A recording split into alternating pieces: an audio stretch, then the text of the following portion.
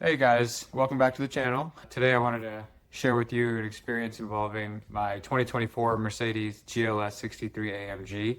Actually, it was a car that I had purchased about a year and a half ago, and almost 2 years ago now, and we've experienced many issues with it. So this was essentially a lemon repurchase story that I'd like to share with you. I'm going to walk through exactly what happened, the defects that occurred, how the timeline unfolded, and how the manufacturer Mercedes ultimately agreed to purchase the vehicle.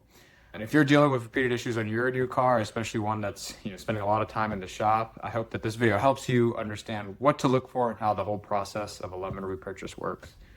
So I got the car fall 2025, and it was brand new at the time. AMG cost well into six figures, depending on options. I can't explain how excited we were when we first got the car. It was amazing. The kids loved it. Very comfortable drive, had all the cool carbon fiber options in it, big sport wheels, red brake calipers. And if you've seen my previous video of our other car, the Urus, you can see that's kind of a spec that I really love. So very exciting, exceptional build quality and reliability, or so I thought. It's what you expect when you purchase a vehicle of this caliber.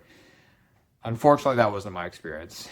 Despite only having 4,000 miles on the car, we'd experienced significant malfunctions, requiring multiple service visits that resulted in the vehicle being out of service for almost 6 weeks at the time that I initiated the repurchase request.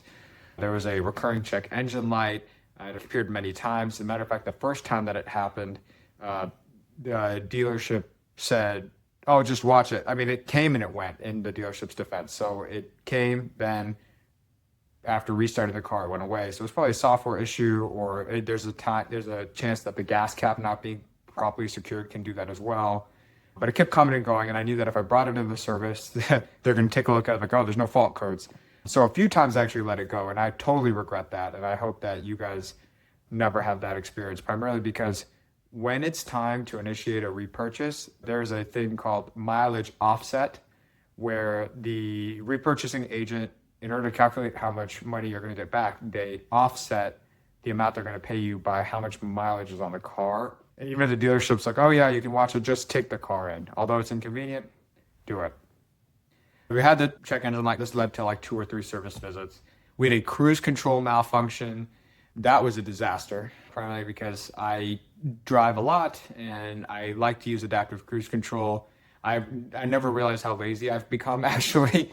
I love adaptive cruise control, even when you're in traffic and that active distance control. But that, for like 2 to 3 weeks, kept coming on and off. So again, brought the vehicle in, they did a reset. Every service record, the technician would write, no fault codes found. But luckily, they took my concerns seriously. The service department was awesome. Then we had a frozen center screen infotainment failure. Again, huge problem. We couldn't use the radio or Apple Play or anything on the center of the car because all of that stopped working. It became unusable. While the vehicle could be driven, all of these features should work properly. And that's one of the reasons why I was attracted to the vehicle in the first place. And I made that clear to the repurchase team in my correspondence. So between the repeated issues and repair attempts, it was well over 6 weeks in cumulative in a service department.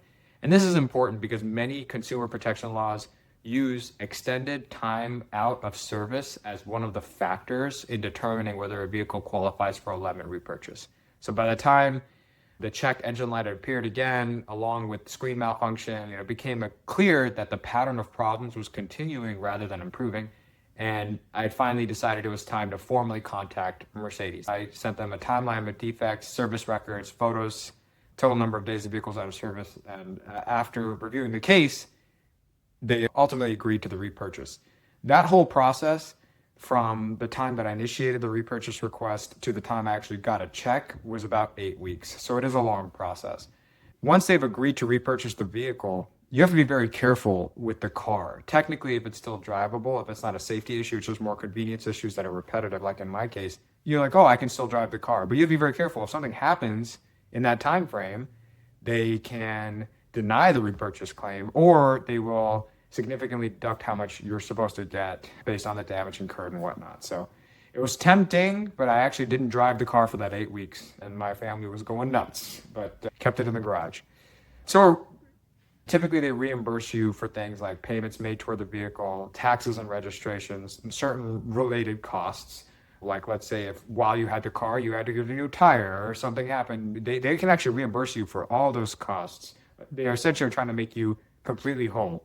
It's like you never had the car. In many cases, there is like a mileage offset. Luckily for me, there was only 4,000 miles on the car anyway, so the repurchasing agent just didn't put any mileage offset, but I was very worried about that because, like I said, the first few times the defects arose, I just kind of waited to see if they would correct themselves and kept racking up miles in that time frame. So after they agreed that there's a problem, I chose the repurchase. In my situation, the repurchase made more sense. If you're dealing with repeated vehicle defects, first document everything. Keep copies of every service invoice, every repair attempt, photos, videos of the issues. You have to give the manufacturer a reasonable amount of attempts to repair the issue before you can initiate a lemon case. Make sure you're very professional and respectful when you're requesting the repurchase with the customer service representatives. You know, they're people too, and if just like we've learned when we were kids, you know, if you're kind, it'll likely be reciprocated. So the repurchase went through, and now I'm stuck with the decision of, do I buy another GLS 63 AMG? The 2025 and 2026 models are identical to the one I was already in. So that wasn't ideal. The 2027 remodel is coming out this year. Now I'm in this situation where I only have one car. You know, going with the cash settlement, then you're not in this position that I'm in currently. And I'd love to hear your thoughts and experiences as well if any of you have gone through a similar situation. And I hope it's otherwise been helpful. So please like and subscribe so that you can tune in to my next video and you can find out what I actually did end up doing. Thanks and take care.